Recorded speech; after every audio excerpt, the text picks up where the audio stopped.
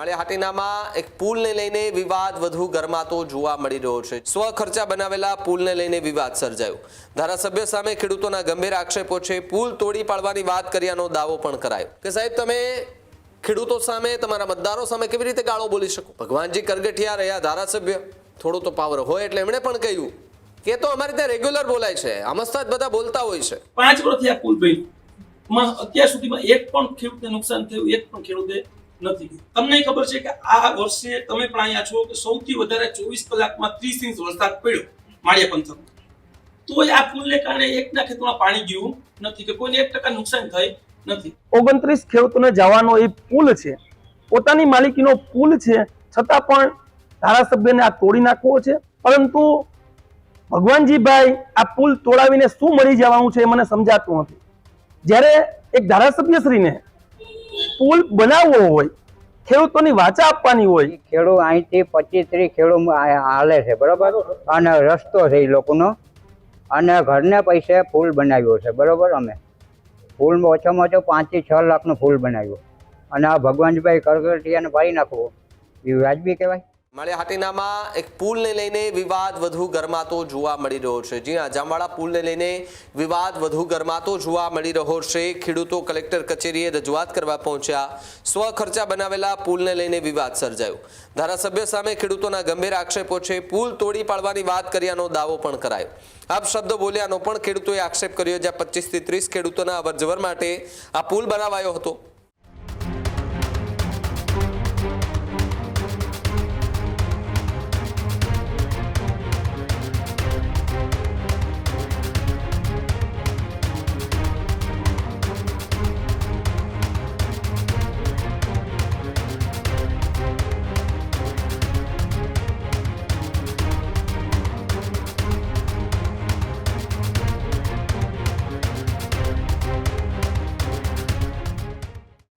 $5 થી 6 લાખના ખર્ચે પુલ બનાવ્યાનો દાવો કરાયો।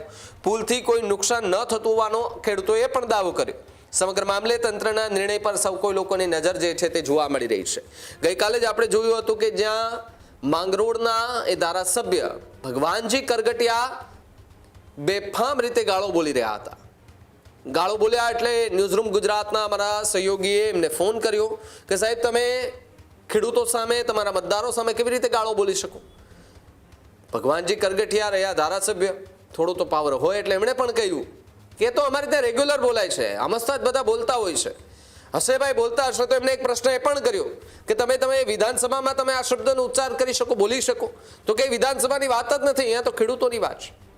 ખેડૂતો કરે તો એ કામ નકામું, તમે કરો તો એ કામ સારું। એમ તમને અનેક રજૂઆતો કરી હશે, છતાં પણ તમે પુલ ન બનાવ્યો। ખેડૂતોએ રજૂઆત કરીને થાક્યા અને પછી પુલ બનાવ્યો તો એવો આરોપ છે કે તમે પુલને તોડવા માટે ગયા હતા।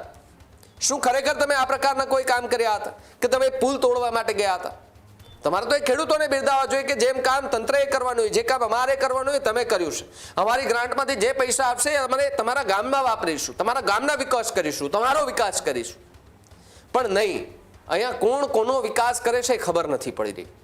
ધારાસભ્ય હોય કે કોઈ પણ હોય, લાગશે ખોટું, પરંતુ જ્યારે પોતાની માથે આવે છે ત્યારે એ ટોપી બીજાના માથે પહેરાવવાના પ્રયાસો થાય છે। ગઈકાલે પણ એ જ થયું છે। ભગવાનજી કરગઠિયા એ ભાગવાના પ્રયાસોમાં છે, બચવાના પ્રયાસો કરી રહ્યા હતા કે ભાઈ જે બોલાણું એ બોલાણું છે અને જે ગાળ છે એ ગાળ જ છે, એમાં કોઈ બીજું કોઈ નામ નથી, એ ગાળ જ બોલ્યા હતા। પરંતુ આજે આખી આ ઘટના જે છે તેને લઈને હાલ તો માળિયાહાટીનામાં જામવાળા પુલના વિવાદને લઈને જે છે તે વધુ ગરમાતો પણ જોવા મળી રહ્યો છે।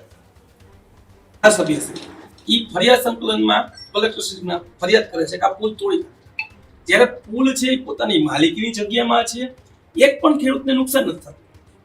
સાહેબ શ્રી 5 વર્ષથી આ પુલ બન્યો અત્યાર સુધીમાં એક પણ ખેડૂતને નુકસાન થયું, એક પણ ખેડૂતે નથી। આ 29 ખેડૂતો કાલે માનનીય પ્રાંત સાહેબ, મામલતદાર સાહેબ, ધારાસભ્ય શ્રી સ્થળ તપાસ કરવા ખેડૂતો ત્યાં હાજર હતા।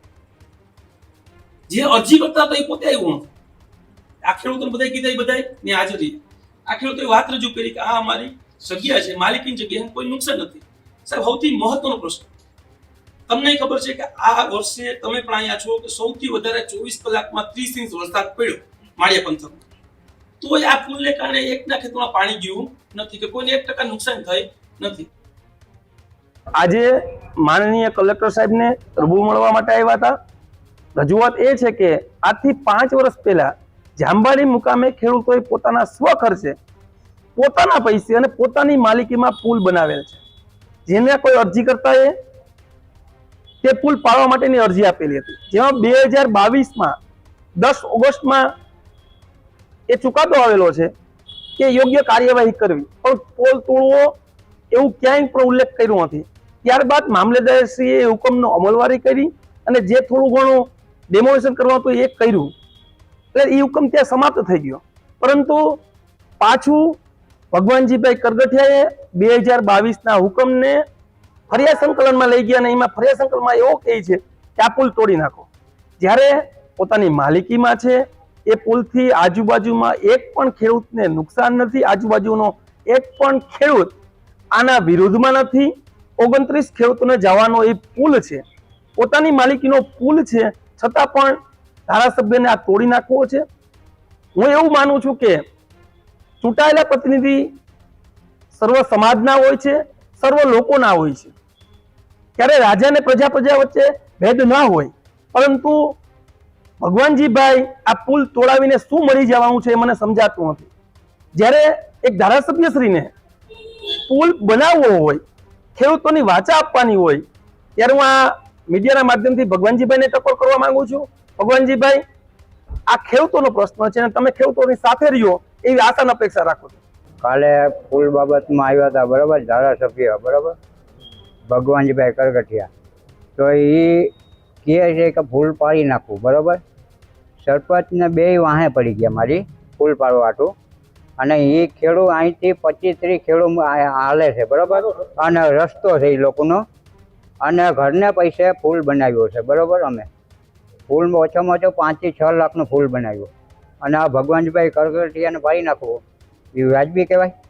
એને બદલાવી દેવાનો અહીંયા રહ્યો, અને આ ખેડૂતને નુકસાન નથી થતું કોઈને બીજાને, બરાબર. બધા જેટલા ખેડૂત છે બધા મારી સાથમાં છે. એ કહે છે કોઈને નુકસાન થયું અમે ભોગવું હોય તૈયાર થઈ. કાલે શું થયું હતું? કાલે અહીંયા આવે અને કાલે મથાકૂટ કરી થઈ, બરાબર, કે પાડી જ નાખો અમારે, અને ગાળો બોલ્યો હતો ભગવાનજીભાઈ. ભગવાનજીભાઈના ગેરશબ્દો બોલવાનું આવતું જ નથી, બરાબર. તો સરપંચનું મકાન હોય, સરપંચને હદમાં પાડવા દે, મને મકાન પાડવા દે. તો ભગવાનજીભાઈ એને હદમાં હોય ફૂલ, તો એ મને પાડવા દે ભગવાનજીભાઈએ, તો કયો તો હું પાડી નાખો. હાલો, આજે તમે શું કર્યું? અને મારે છે, મારી હદમાં છે અને મારી માલિકીમાં છે, તો એ ભગવાનજીભાઈ ફૂલ પાડવા આવ્યા, બરાબર. તો હું આજે અહીંયા અરજી દેવા આવ્યો, જુનાગઢ આયોજન પત્ર દેવા આવ્યો હું આજે કલેક્ટર મેં. ખેડૂત ભાઈઓ છે ખેતરમાં ડ્રોન ઉડાવતા હોય છે ત્યારે આપણે એક પ્રશ્ન સતાવતો હોય છે કે જે આપણે અત્યાર સુધી જીપીએસ ટેકનોલોજીવાળા ડ્રોન વાપર્યા છે, જેથી કરીને મોબાઈલ ટાવર છે અથવા તો હાઈ ટેન્શન લાઇન પસાર થતી હોય, કોઈ વૃક્ષો હોય, ત્યારે જે જીપીએસ ટેકનોલોજીવાળા ડ્રોન છે એમાં ટકરાય અને ટ્રેસ થાય છે. પણ એગ્રીવન લાવ્યું છે GNSS ટેકનોલોજી ડ્રોન, જેથી કરીને એ ડ્રોન છે એ કોઈ જગ્યાએ ટકરાય નહીં, પોતાની રીતે જ ડિસિઝન લે છે અને મૂવ થઈ જાય છે, જેથી કરીને GNSS ટેકનોલોજી ડ્રોન છે એ વાપરવાનો આગ્રહ રાખો. આ જ પ્રકારની તમામ અપડેટ જોવા માટે ન્યૂઝરૂમ ગુજરાતને લાઇક, શેર અને સબસ્ક્રાઇબ કરવાનું ભૂલતા નહીં.